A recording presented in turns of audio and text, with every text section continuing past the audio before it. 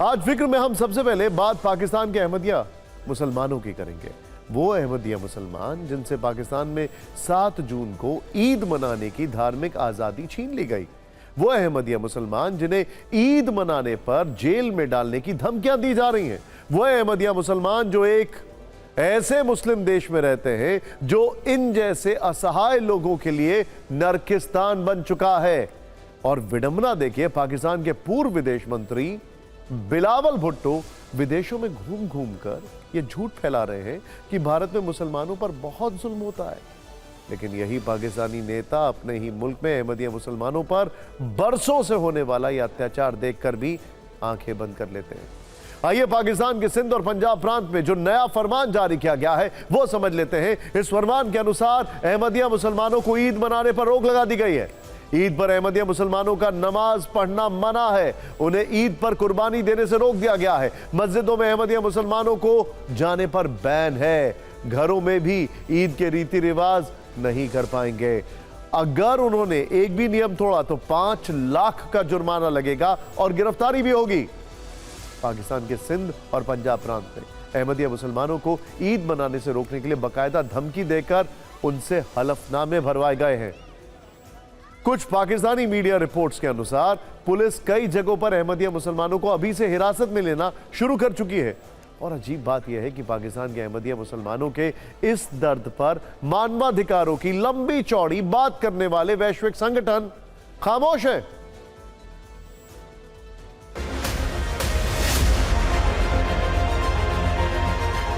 पाकिस्तान में अहमदिया मुसलमानों पर इतना अत्याचार इसलिए है क्योंकि उन्हें पाकिस्तान में मुसलमान समझा ही नहीं जाता है। वहां पर अहमदिया मुसलमानों के साथ जो क्रूरता की जाती है वैसी किसी भी इस्लामिक देश में नहीं होती है। और पाकिस्तान में उनसे इस तरह की बर्बरता का 5 दशक पुराना इतिहास है। यह जानने के लिए हमें टाइम ट्रैवल करना होगा। वर्ष 1974 में जाना होगा। पाकिस्तान के उस शख्स से मिलना होगा जो भारत के मुसलमानों पर अनाप शनाप बोलने वाले बिलावल भुट्टो के नाना है, जुल्फिकार अली भुट्टो। वर्ष 1973 से लेकर वर्ष 1977 तक पाकिस्तान के 9वें प्रधानमंत्री थे। वर्ष 1974 में जुल्फिकार अली भुट्टो की सरकार ने अहमदियों को गैर मुस्लिम घोषित करते हुए संसद में एक संवैधानिक संशोधन पेश किया। इसके 10 साल बाद जियाउल हक के शासन के दौरान अहमदिया समुदाय पर और प्रतिबंध लगाते हुए कानूनी अध्यादेश लागू किया गया और अहमदिया मुसलमानों को पाकिस्तान में खुद को मुसलमान बताते हुए अपराधी घोषित किया गया। फरमान न मानने पर 3 साल की सजा का प्रावधान भी किया गया। तब से अब तक यानी 51 साल बाद भी पाकिस्तान में हालात नहीं बदले हैं। उनकी जिंदगी, संपत्ति और इबादत स्थलों पर हमले होते हैं। उनके इकट्ठा होने पर, धर्म का प्रचार करने पर और अपने पूजा स्थलों को मस्जिद बुलाने और अजान देने पर प्रतिबंध है। पाकिस्तान में वर्ष 2010 से अप्रैल 2022 तक इस समुदाय के लोगों पर कब्र को अपवित्र करने से जुड़ी 28 घटनाएं दर्ज की गई हैं। साल 2021 के बाद से उनके पूजा स्थलों पर लगभग 30 से ज्यादा हमले हो चुके हैं। लेकिन बिलावल भुट्टो को यह क्रूरता नहीं दिखती है। उन्हें तो सिर्फ भारत के खिलाफ मुस्लिम कार्ड का इस्तेमाल करना है और जम्मू कश्मीर के मुसलमानों को लेकर दुनिया भर में दुष्प्रचार करना है।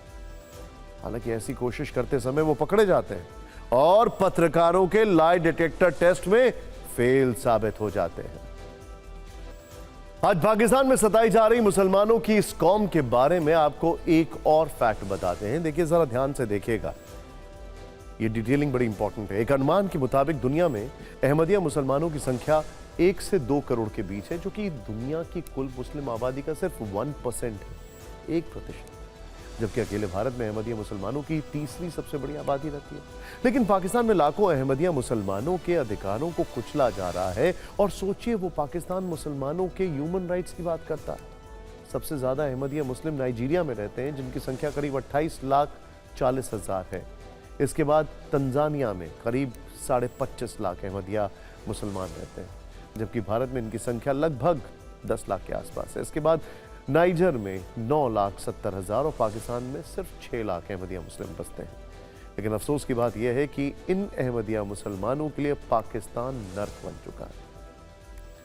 देखिए, पाकिस्तान समेत दुनिया के कई इस्लामिक देशों में अहमदिया मुसलमानों को मुस्लिम क्यों नहीं माना जाता और क्यों कुछ लोग उन्हें काफिर तक बुलाते हैं, अब ये समझते हैं। दरअसल इस्लाम धर्म में मुसलमानों की दो श्रेणियां होती हैं, जिनमें ये एक शिया है और दूसरी सुन्नी। अहमदिया मुस्लिम सुन्नी मुसलमानों की ही एक उपजाति है। अहमदिया मुस्लिम खुद को मुस्लिम तो मानते हैं, लेकिन वो मोहम्मद साहब को आखिरी पैगंबर नहीं मानते। वो अपने गुरु मिर्जा गुलाम अहमद को पैगंबर मोहम्मद के समकक्ष मानते हैं, जबकि पूरी दुनिया में इस्लाम धर्म को मानने वाले पैगंबर मोहम्मद साहब को ही अपना आखिरी पैगंबर मानते हैं। यही बात अहमदिया मुस्लिमों को बाकी मुसलमानों से अलग करने की वजह है। पाकिस्तान में अहमदिया मुसलमानों की क्या स्थिति है ये आपने अच्छे से देख ली, लेकिन ऑपरेशन सिंदूर में पिटाई के बाद वहां के पीएम शहबाज शरीफ की क्या हालत हो चुकी है। वो कैसे दुनिया भर के नेताओं से गिड़गिड़ा कर कह रहे हैं कि जनाब प्लीज भारत से हमारी बात करवा दें। ये हम आपको अब कुछ व्यंग्यात्मक पोस्टर के जरिए समझाने की कोशिश करेंगे। खबर है कि शहबाज शरीफ की एक विशेष चिट्ठी मॉस्को पहुंच चुकी है। इस चिट्ठी में उन्होंने डायरेक्ट पुतिन से गुजारिश की है कि बस किसी तरह भारत से बातचीत करवा दीजिए। इस चिट्ठी की डिटेल जानकारी हम आपको बताने वाले हैं, जरा ध्यान से देखिएगा। शहबाज ने आज ही अमेरिका के राष्ट्रपति डोनाल्ड ट्रंप से भी अपील की है कि किसी भी तरह भारत से उनकी बात करवा दें। शहबाज इससे पहले ईरान के सुप्रीम लीडर आयतुल्लाह खमेनी, तुर्की के राष्ट्रपति एर्दोगान और अजरबैजान के राष्ट्रपति से भी भारत के साथ शांति वार्ता और समझौता कराने की गुजारिश कर चुके हैं। शहबाज ने अमेरिका के सामने कैसे रोना रोया, ये भी समझ लेते हैं। आज इस्लामाबाद में अमेरिकी दूतावास में एक कार्यक्रम आयोजित किया गया था। इस कार्यक्रम को शहबाज शरीफ ने संबोधित किया। इसी दौरान उन्होंने अपनी बात रखी। इससे पहले अमेरिका गए पाकिस्तानी डेलीगेशन के प्रमुख बिलावल भुट्टो भी अमेरिका से ठीक ऐसा ही आग्रह कर चुके हैं। उन्होंने प्रेस कॉन्फ्रेंस में गिड़गड़ाते हुए कहा था कि पाकिस्तान भारत के साथ बातचीत के लिए तैयार है। ये उस पाकिस्तान की हालत है जो ऑपरेशन सिंदूर के पहले भारत को न्यूक्लियर अटैक की धमकियां दिया करता था। ये उस पाकिस्तान की हालत है जिसके नेता वहां की संसद में खड़े होकर कहते थे कि सिंधु का पानी बंद कर दिया तो खून की नदियां बहा देंगे। वही पाकिस्तान अब जल से जमीन और आसमान तक भारत के सामने घुटनों पर आ गया है और पूरी दुनिया से गुहार लगा रहा है कि भारत को समझाओ या फिर हमसे बातचीत करवाओ। अब आपको बताते हैं कि शहबाज ने पुतिन को जो चिट्ठी लिखी है उसका मजमून क्या है। मंगलवार को पाकिस्तान का प्रतिनिधिमंडल रूस पहुंचा था। पाकिस्तान के प्रधानमंत्री शहबाज शरीफ ने प्रतिनिधिमंडल के साथ पुतिन के लिए एक चिट्ठी भेजी थी।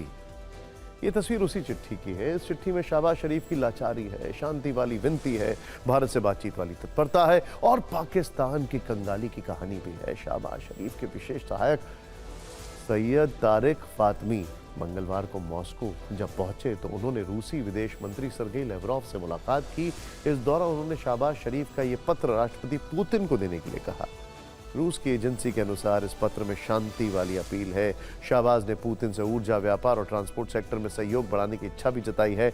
आपको बता दें कि कुछ दिन पहले ही भारत समर्थक एक सर्वदलीय प्रतिनिधिमंडल रूस के दौरे पर था। भारत ने इस दौरे में पाकिस्तान प्रायोजित आतंकवाद का मुद्दा मजबूती से उठाया था।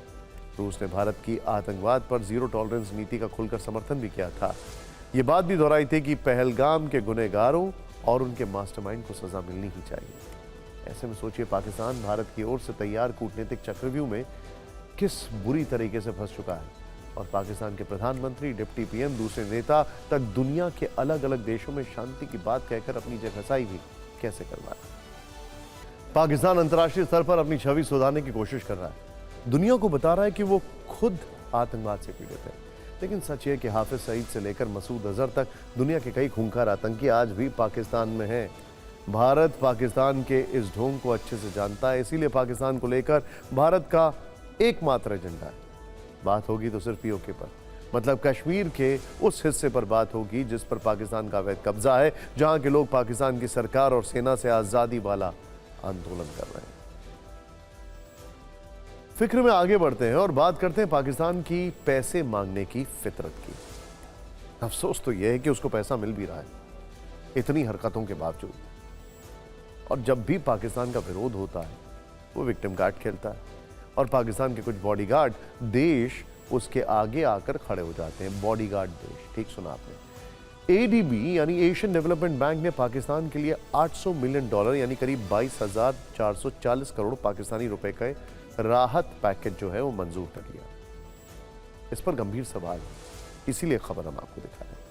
पहला सवाल, क्या पाकिस्तान दान में मिले पैसों को सही काम में लगाता है? जवाब नहीं है। दूसरा सवाल, क्या पाकिस्तान भीख के पैसों से अपनी आवाम का पेट भरता है? इसका जवाब भी नहीं है। क्या पाकिस्तान IMF और वर्ल्ड बैंक की शर्तों का पूरी तरह पालन करता है? इसका जवाब भी नहीं है। पाकिस्तान दुनिया को इस बात का जवाब दे कि जब घर चलाने के लिए पैसा नहीं है तो उसने अपना रक्षा बजट 18% क्यों बढ़ा दिया? सूत्रों के मुताबिक भारत ने एशियन डेवलपमेंट बैंक की ओर से पाकिस्तान को किसी भी तरह की वित्तीय मदद का भी विरोध किया था, फिर भी पाकिस्तान के लिए पैकेज को मंजूरी दे दी गई। पिछले महीने IMF ने भी पाकिस्तान के लिए $1 बिलियन राहत पैकेज को मंजूर किया था। कल ही हमने आपको इस शो में दिखाया था कि पाकिस्तान UN सिक्योरिटी काउंसिल में वर्ष 2025 के लिए तालिबान प्रतिबंधित समिति की अध्यक्षता करेगा। इसके अलावा आतंकवाद को पनाह देने वाले पाकिस्तान को काउंटर टेररिज्म कमेटी का उपाध्यक्ष भी बनाया गया। सवाल है कि जब जब पाकिस्तान का विरोध होता है तो उसके समर्थन में वो कौन से देश हैं जो आगे आ जाते हैं? यानी अब पाकिस्तान के बॉडीगार्ड देशों को डिकोड करने का वक्त है। इसमें सबसे पहला नाम है, सोचने की जरूरत ही नहीं है, चीन। चीन लगातार मिसाइल और फाइटर जेट से पाकिस्तान की मदद कर रहा है। पाकिस्तान में उसके कई प्रोजेक्ट चल रहे हैं। इसके अलावा हर अंतर्राष्ट्रीय मंच पर वो पाकिस्तान के सुरक्षा कवच की तरह काम करता है। दूसरा देश है तुर्की। तुर्की ड्रोन से पाकिस्तान की मदद कर रहा है। इन ड्रोन का इस्तेमाल उसने भारत के खिलाफ भी किया है इस बार। पाकिस्तान का तीसरा बॉडीगार्ड देश है अमेरिका। अमेरिका लगातार पाकिस्तान को हर प्लेटफॉर्म पर बचा रहा है। आतंकवाद पर भी वो पाकिस्तान का खुलकर विरोध नहीं कर रहा है। इसके सबूत आप ट्रंप की टेरर देशों वाली नई लिस्ट के जरिए भी देख सकते हैं। और ट्रंप पिछले कुछ दिनों से पाकिस्तान से अपनी प्रॉक्सिमिटी बढ़ा रहे हैं। क्या इसके पीछे उनके बेटे की बिजनेस डील्स हैं? सोचने वाली बात है, ऐसे एक्सपर्ट्स कह रहे हैं। खैर, 12 देशों के लोगों पर अमेरिका में एंट्री पर रोक लगा दी गई है। ईरान से लेकर यमन तक इस लिस्ट में शामिल है, लेकिन पाकिस्तान को डिस्काउंट दे दिया गया। तो क्या ट्रंप ये मानते हैं कि पाकिस्तान एक आतंक परस्त मुल्क नहीं है?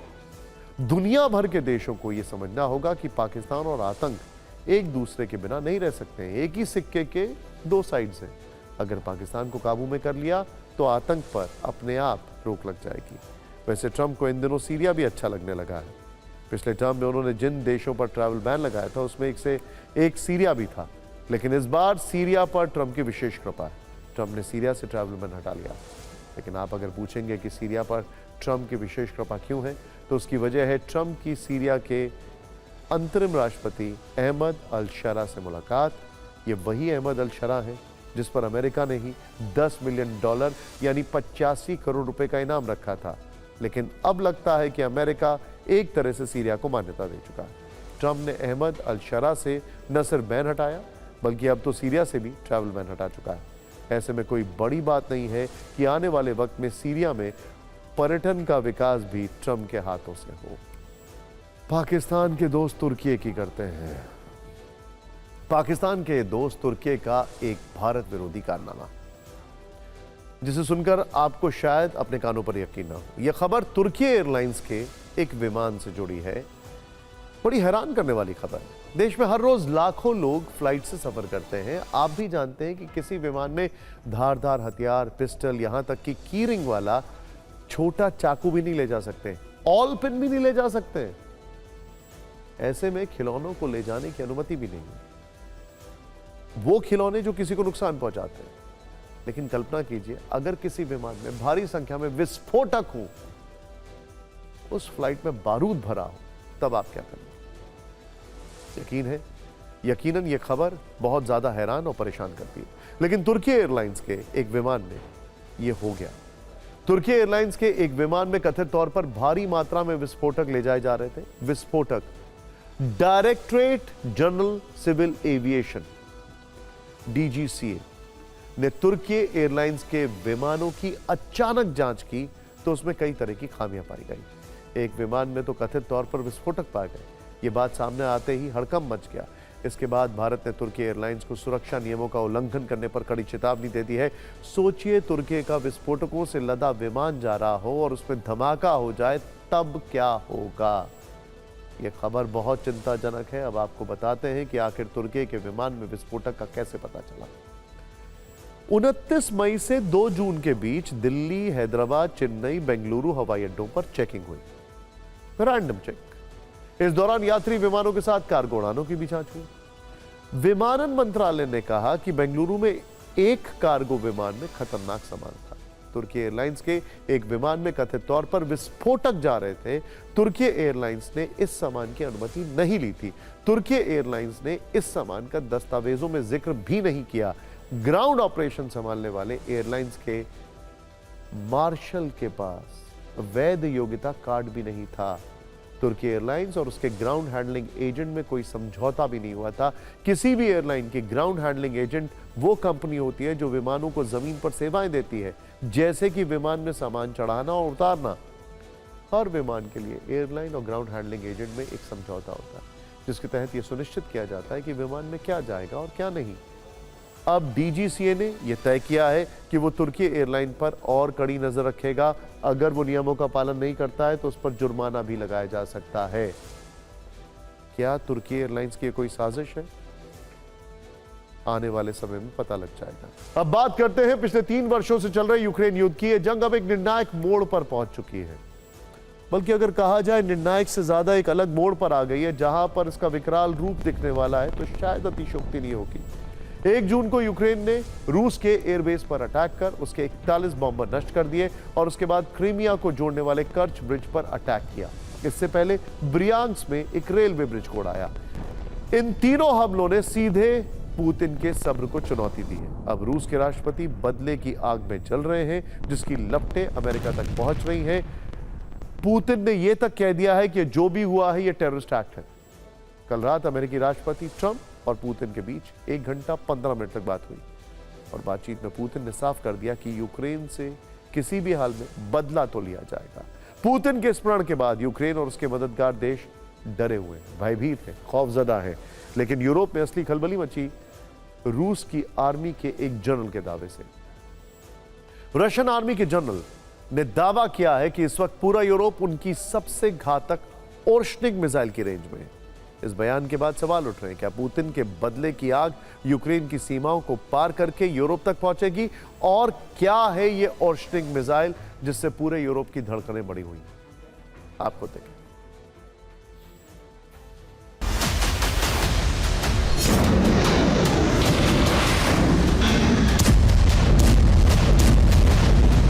जिस यूक्रेन युद्ध की आग को शांत करवाने की कोशिश इतने लंबे वक्त से की जा रही थी, अब वो और ज्यादा भड़क गई है।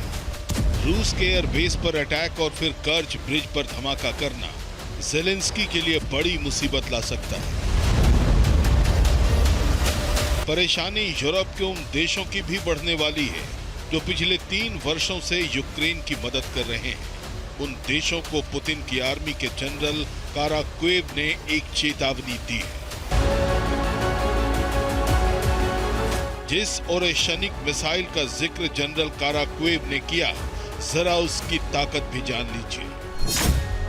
ये एक नई मध्यम दूरी की मिसाइल है जो मैक 10 की स्पीड से उड़ती है। इसकी अधिकतम रेंज 5000 किलोमीटर है। इसे परमाणु हथियार से लैस किया जा सकता है और किसी मोबाइल लॉन्च पैड यानी बड़े ट्रक से भी दागा जा सकता है।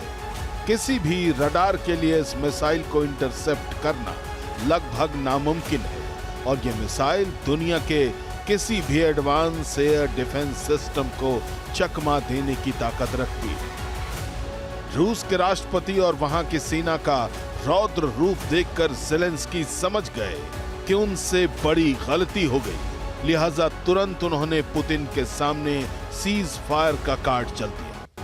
पुतिन ने ज़ेलेंस्की के इस प्रस्ताव को नाटक बताते हुए तुरंत खारिज कर दिया।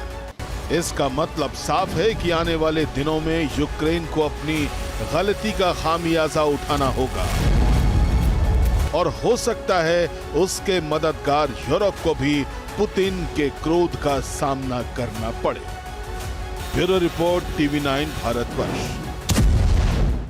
और अब बात करते हैं हिंदुस्तान के उस अभेद सुरक्षा कवच की, जिसे ऑपरेशन सिंदूर के दौरान पाकिस्तान एक बार भी नहीं भेद पाया। सच्चाई तो यह है कि हमारे इस सुरक्षा कवच पर अब पूरी दुनिया रिसर्च कर रही है। भारत के सुरक्षा कवच का नाम है आकाश तीर मिसाइल सिस्टम, जिसके आगे पाकिस्तान की एक नहीं चली। लेकिन अब आकाश तीर मिसाइल सिस्टम पाकिस्तान की परेशानी और बढ़ाने वाला है, क्योंकि अब यह मिसाइल सिस्टम पहले से कहीं ज्यादा शक्तिशाली होने जा रहा है। खबर है कि डीआरडीओ इस मिसाइल सिस्टम को अपग्रेड करने जा रहा है, जिससे इसकी रेंज, गति और मारक क्षमता बढ़ जाएगी। ऑपरेशन सिंदूर के जवाब में पाकिस्तान ने ड्रोन्स और चाइनीज मिसाइलों से भारत को निशाना बनाने की कोशिश की थी, लेकिन इसी आकाश सिस्टम ने उन पाकिस्तानी ड्रोन्स और मिसाइलों को मार गिराया था। इस बड़ी सफलता के बाद डीआरडीओ इसे और शक्तिशाली बनाने में जुट गया। सूत्रों के मुताबिक डीआरडीओ ऐसी तकनीक पर काम कर रहा है जिसमें मिसाइल के मौजूदा डिजाइन में बड़े बदलाव किए बिना ही इसकी क्षमता को बढ़ाया जा सके। इसके लिए मिसाइल सिस्टम की रैमजेट मोटर को अपग्रेड किया जाएगा। एक ऐसे प्रोपल्शन फ्यूल को विकसित करने का काम किया जा रहा है जिससे मिसाइल की गति और रेंज बढ़ाई जा सके। हालांकि आकाश मिसाइल सिस्टम की रेंज कितनी बढ़ेगी, इसकी जानकारी अभी डीआरडीओ की तरफ से नहीं दी गई है, लेकिन उम्मीद है कि नए प्रोपल्शन फ्यूल के इस्तेमाल से रेंज को 10 से 25 किलोमीटर तक बढ़ाया जा सकता है। आपको बता दें कि आकाश एक surface to air missile system है जो जमीन से हवा में मार करने में सक्षम है। यह दुश्मन के ड्रोन, मिसाइल और फाइटर जेट्स को हवा में ही मार गिराने की ताकत रखता है। फिलहाल इस मिसाइल की रेंज 45 किलोमीटर है और यह 18 किलोमीटर की ऊंचाई तक मार कर सकती है। इसके अलावा यह अपने साथ 60 किलोग्राम विस्फोटक जो है वो ले जाने की ताकत रखती है और एक साथ 64 टारगेट्स को हिट कर सकती है। सबसे बड़ी बात यह है कि अपग्रेड करने के लिए मिसाइल सिस्टम को रीडिजाइन करने की जरूरत नहीं पड़ेगी। देखिए, प्रोपल्शन फ्यूल किसी भी मिसाइल की गति और रेंज को निर्धारित करने के लिए अहम है। यह एक तरह का ईंधन होता है जिसका इस्तेमाल मिसाइल, रॉकेट या अंतरिक्ष यान को गति देने के लिए किया जाता है। यह ईंधन किसी भी मिसाइल को प्रारंभिक गति और ऊंचाई प्रदान करता है, उसे लक्ष्य तक ले जाने के लिए अतिरिक्त ताकत देता है, साथ ही टारगेट के करीब पहुंचने पर मिसाइल की गति को बढ़ाता है। प्रोपल्शन फ्यूल की मात्रा और उसकी जलने की दर ही मिसाइल की गति और रेंज को निर्धारित करती है। ऐसे में अगर डीआरडीओ खास तरह के प्रोपल्शन फ्यूल को तैयार करता है तो यह बड़ी कामयाबी होगी। हालांकि भारत आकाश मिसाइल का अपग्रेडेड वर्जन आकाश एनजी पहले ही विकसित कर चुका है, जिसकी रेंज 70 किलोमीटर तक है।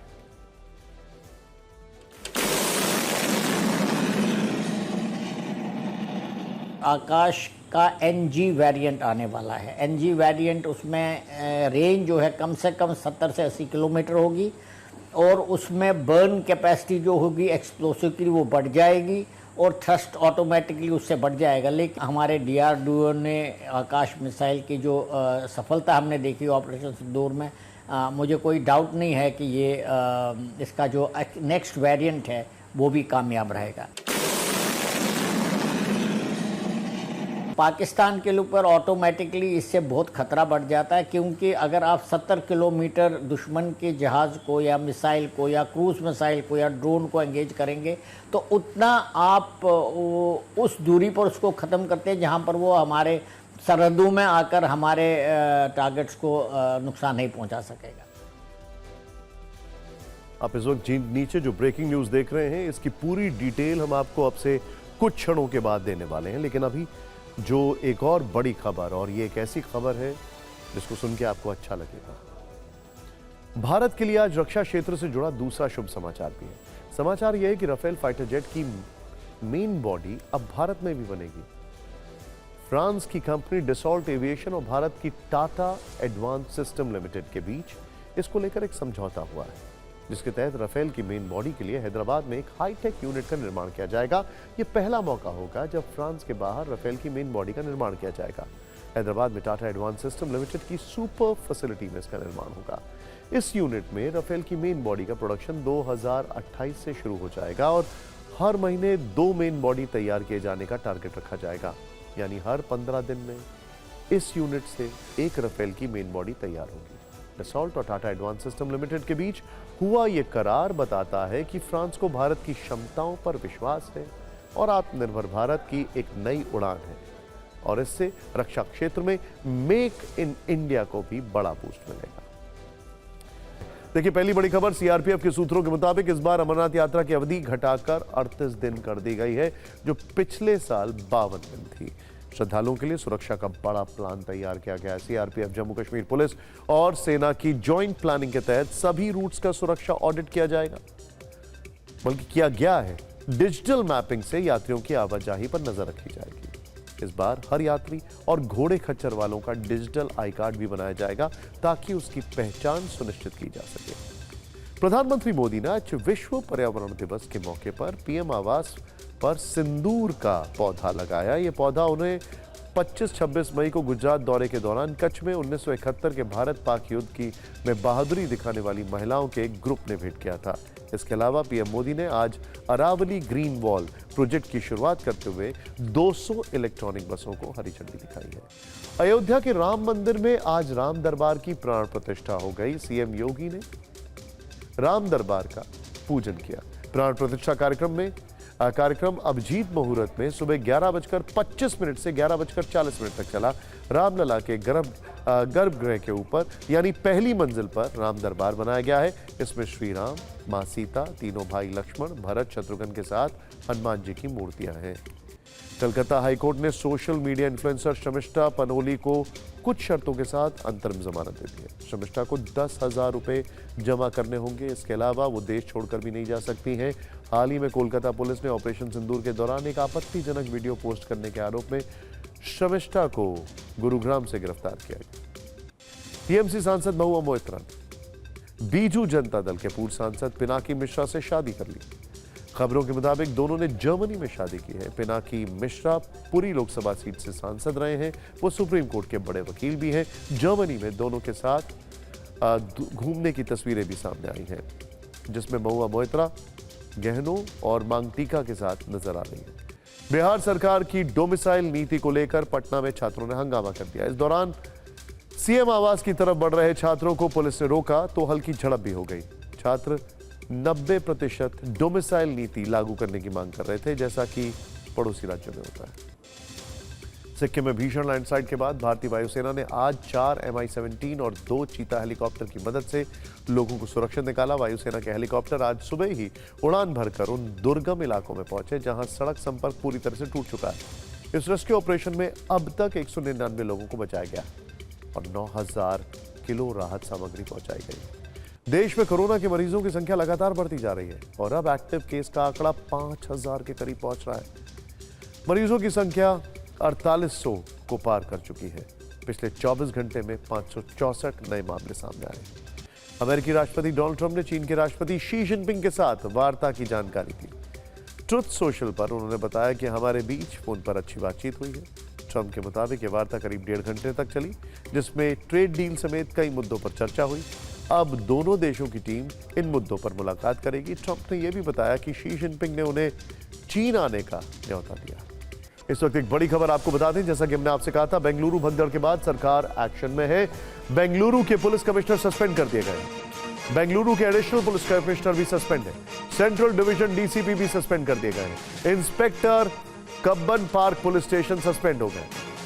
स्टेशन हाउस मास्टर और ऑफिसर भी सस्पेंड कर दिए गए हैं। यह एक बड़ा एक्शन है। हालांकि यह एक्शन 24 घंटे से ज्यादा देरी के बाद लिया गया है, लेकिन एक्शन लेना शुरू कर दिया गया है।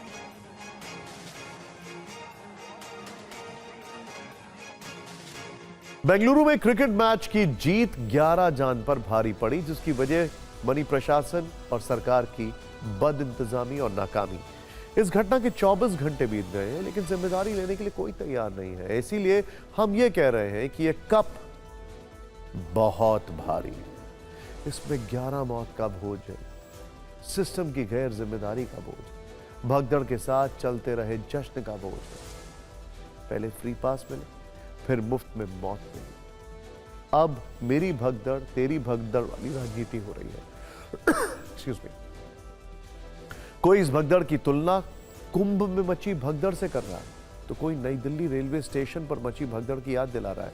लेकिन सवाल यह है कि क्या पुरानी घटना को याद करने से 11 इंसान या 11 जिंदगी जो चली गई हैं वो वापस आ जाएंगी? फिक्र में हमने इस खबर पर एक जिम्मेदारी वाली फाइल तैयार की है। हम ये समझने की कोशिश करेंगे कि आखिर गुनहगार कौन है। लेकिन पहले ये जान लीजिए कि कल से आज तक इस मामले में क्या क्या हुआ। बेंगलुरु हादसे में अब तक 11 लोगों की मौत हो चुकी है, 56 लोग घायल हैं। इस पर कर्नाटक हाईकोर्ट में सुनवाई हुई। सरकार ने जांच की बात कही है। सरकार की तरफ से कोर्ट में कहा गया है कि कहां चूक हुई इसकी पड़ताल चल रही है। इस बात का पता लगाया जा रहा है कि अचानक 2.5 लाख लोग स्टेडियम के बाहर कैसे पहुंचे। कोर्ट ने कहा कि कार्यक्रम में एसओपी यानी स्टैंडर्ड ऑपरेटिंग प्रोसीजर फॉलो नहीं किया गया। सरकार ने माना कि घटनास्थल पर पर्याप्त एम्बुलेंस नहीं थी। सरकार ने यह भी कहा कि स्टेडियम में फ्री एंट्री थी, इसीलिए ज्यादा भीड़ जुटी और भगदड़ मची।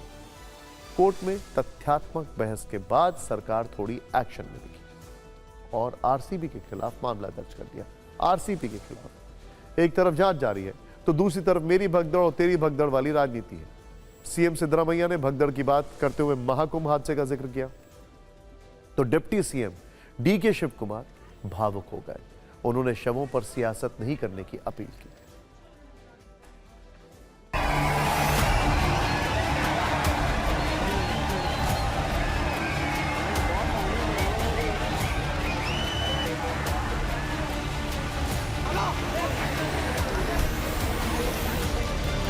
ಬೇಕಾದಷ್ಟು ಕಡೆ ನಡೆದಿದ್ದಾವೆ, ಆದರೆ ನಾನು ಎಲ್ಲನೂ ಈಗ ಡಿಫೆಂಡ್ ಮಾಡ್ಕೊಳಕ್ಕೆ ಹೋಗಲ್ಲ.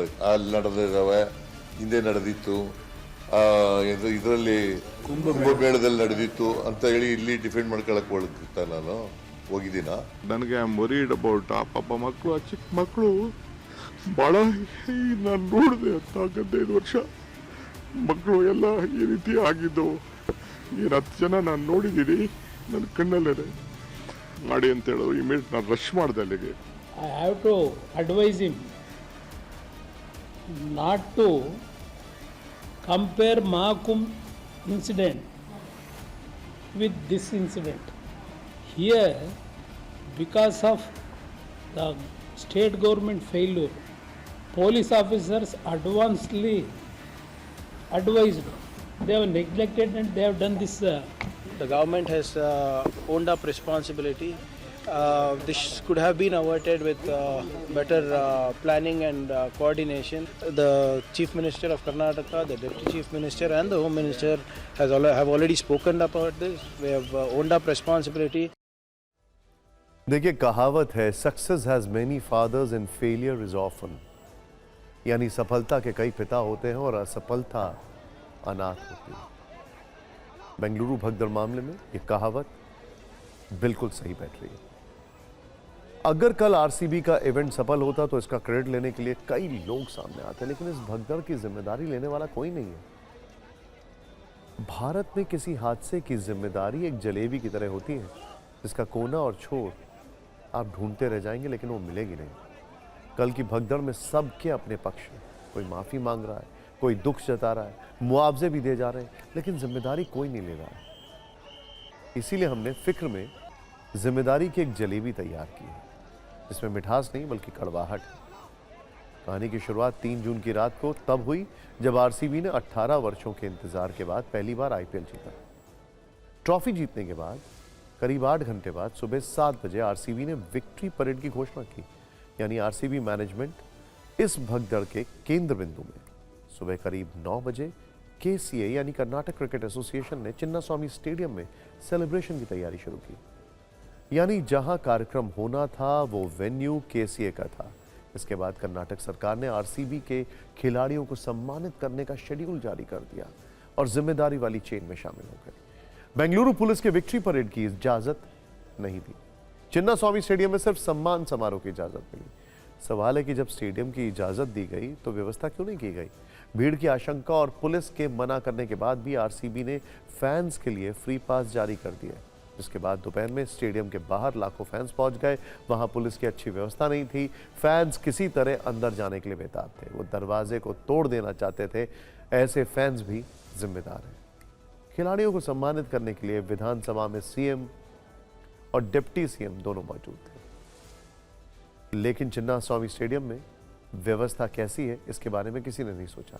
सरकार में बड़े पद पर बैठने वाले इन लोगों की जिम्मेदारी भी है, यानी सरकार में बैठे लोग खिलाड़ियों के साथ बढ़िया तस्वीर तो खिंचवाते रहे, लेकिन उस समय स्टेडियम के बाहर मरने वालों के बारे में नहीं सोचा।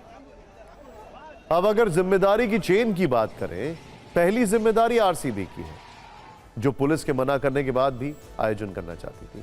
दूसरी जिम्मेदारी खुद पुलिस की है। अगर उसने चिन्नास्वामी स्टेडियम में कार्यक्रम की इजाजत दी थी तो स्टेडियम के बाहर पर्याप्त पुलिस फोर्स की तैनाती क्यों नहीं थी?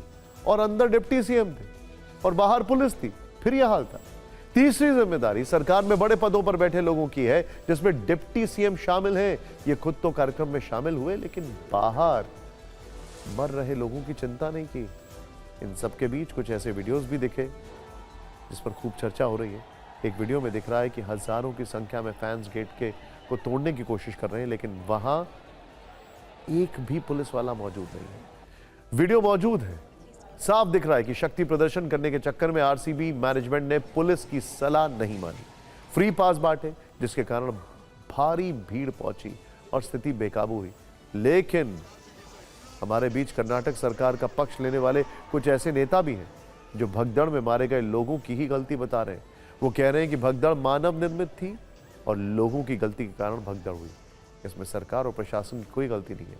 हालांकि बीजेपी और इसके समर्थक सीधे सीधे इस्तीफा मांग रहे हैं। हालांकि इस्तीफा मांगते वक्त वो कुंभ भगदड़ और नई दिल्ली स्टेशन भगदड़ की बातों को जरूर भूल गए होंगे।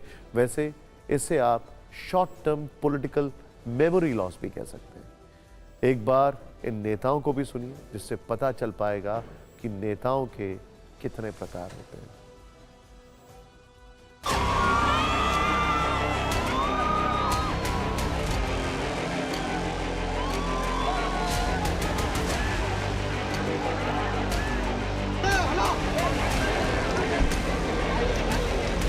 देखो, जिम्मेदार कोई नहीं, जिम्मेदार हम भी, जनता भी। हाँ, ओवर क्राउड हो जाता है, लोगों को भी समझना चाहिए।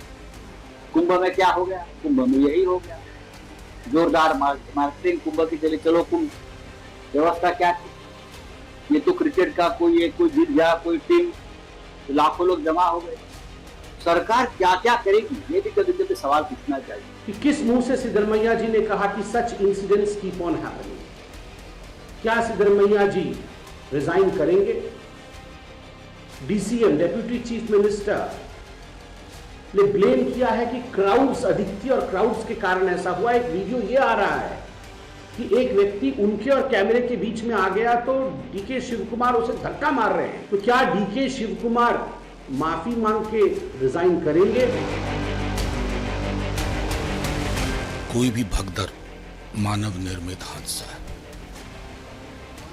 It is caused by the people. I mean there should be some responsibility. हमने कुंभ में यही देखा, खबर ही नहीं आ रही थी। अफरा तफरी का ये जो वातावरण था लंबे समय तक चलता रहा और कोई प्रभावी इंतजाम घटना घटने के बाद भी करते हुए कर्नाटक के अधिकारी नहीं दिख रहे थे। कर्नाटक सरकार की विफलता है और मुख्यमंत्री सिद्धरमैया की इस्तीफे की जनता दल यूनाइटेड मांग करती है। अब वो खबर जो फीस वसूली को लेकर मनमानी करने वाले स्कूलों से जुड़ी है। दिल्ली हाईकोर्ट ने आज ऐसे स्कूलों को कड़ा संदेश दिया है। राजधानी में मौजूद ये वो स्कूल हैं जो मनचाही फीस नहीं मिलने पर मनमानी तक करने पर उतर आए हैं। ये मामला द्वारका के दिल्ली पब्लिक स्कूल का है। बड़ी फीस नहीं भरने की वजह से स्कूल ने छात्रों को न केवल सस्पेंड किया बल्कि उन्हें स्कूल आने से रोकने के लिए बाउंसरों की तैनाती कर दी। स्कूल के इस कदम पर हाईकोर्ट ने सख्त नाराजगी जताई है। जस्टिस सचिन दत्ता ने कहा है कि फीस न भरने पर छात्रों के एंट्री रोकने के लिए स्कूल के गेट पर बाउंसरों की तैनाती नहीं कर सकते। डीपीएस द्वारा इस तरह की अनैतिक परंपरा की स्कूल में कोई जगह नहीं है। यह घटना समाज में स्कूल की असली भूमिका को लेकर बुनियादी समझ की कमी को दिखाता है। कोर्ट ने कहा है कि अगर कोई स्कूल किसी छात्र को फीस न भरने के चलते इस तरह से सार्वजनिक रूप से शर्मिंदा करता है या धमकाने की कोशिश करता है तो यह न महज बच्चों का मानसिक उत्पीड़न है बल्कि उनके आत्मसम्मान को भी ठेस पहुंचाता है। कोर्ट ने कहा कि भले ही स्कूल अपनी सेवाओं के लिए फीस लेते हैं तो भी उनकी तुलना पूरी तरह से व्यावसायिक संस्थाओं से नहीं की जा सकती। स्कूल का पहला मकसद महज मुनाफा कमाना नहीं है बल्कि बच्चों को शिक्षित कर उनका विकास करना है। इससे पहले डीपीएस के वकील ने हाईकोर्ट को बताया था कि स्कूल ने छात्रों के निलंबन का आदेश वापस ले लिया है और इस बारे में सोमवार को हलफनामा दायर कर दिया गया है। द्वारका के दिल्ली पब्लिक स्कूल के 30 से ज्यादा छात्रों के अभिभावकों ने स्कूल फीस बढ़ोतरी और छात्रों को बाहर निकालने के फैसले को दिल्ली हाईकोर्ट में चुनौती दी। फिक्र में अगली खबर जाति जनगणना की है, जिस पर पिछले 24 घंटे से विमर्श चल रहा है। लोगों के मन में कई सवाल है, कई कंफ्यूजन है। इसीलिए हमने सोचा कि जनगणना या जाति गणना से जुड़े जो भी कंफ्यूजन है उन्हें दूर कर दिया जाए। इसके लिए हमने सरल शब्दों में फिक्र की प्रश्नोत्तरी तैयार की है ताकि पूरी तस्वीर साफ हो जाए। पहला सवाल, जनगणना कब से शुरू होगी? उत्तर है 16 जून को अधिसूचना जारी होने के साथ ही जनगणना शुरू हो जाएगी। दूसरा सवाल, जाति जनगणना कैसे होगी? जनगणना के साथ ही जाति गणना भी होगी, दोनों एक साथ चलेगी। तीसरा सवाल, जनगणना और जाति जनगणना में कितना वक्त लगेगा? यह कवायद 16 जून 2025 से शुरू होगी और 1 मार्च 2027 को समाप्त होगी, यानी 2 साल से भी कम समय में यह प्रक्रिया पूरी हो जाएगी। आमतौर पर जनगणना के काम में लगभग 3 साल का समय लग जाता है, लेकिन डिजिटल प्रक्रिया के चलते इस बार समय पहले की तुलना में कम लगेगा। चौथा सवाल, जनगणना में जाति गिनी जाएगी या वर्ग? सूत्र बता रहे हैं कि जनगणना में जाति की गणना होगी, वर्ग की नहीं, यानी जनगणना के बाद ये आंकड़ा नहीं आएगा कि देश में ओबीसी की संख्या कितनी है। पांचवा सवाल, सरकार वर्ग की गिनती क्यों नहीं करवाएगी? दिक्कत क्या है? तो इसके पीछे कारण यह है कि कुछ राज्यों में जो जातियां ओबीसी कैटेगरी में हैं, वो किसी दूसरे राज्य में सामान्य वर्ग में आती हैं। छठा सवाल, फॉर्म में जाति का जिक्र कहां किया जाएगा? धर्म के साथ हर व्यक्ति को जाति लिखनी होगी, यानी मुस्लिम धर्म के लोगों को भी जाति बतानी होगी। आरक्षण का लाभ केवल जाति प्रमाण पत्र के आधार पर मिलता है। सातवां सवाल, जनगणना की शुरुआत कहां से होगी? जनगणना की शुरुआत पहाड़ी और बर्फीले राज्यों से होगी। पहाड़ी राज्यों में जनगणना 16 महीने में पूरी कर ली जाएगी। जम्मू कश्मीर, लद्दाख, हिमाचल प्रदेश और उत्तराखंड जैसे हिमालयी और बर्फीले क्षेत्रों में जनगणना का कार्य 1 अक्टूबर 2026 तक पूरा कर लिया जाएगा। इन क्षेत्रों में मौसम संबंधी कठिनाइयों को देखते हुए गणना पहले चरण में संपन्न की जाएगी।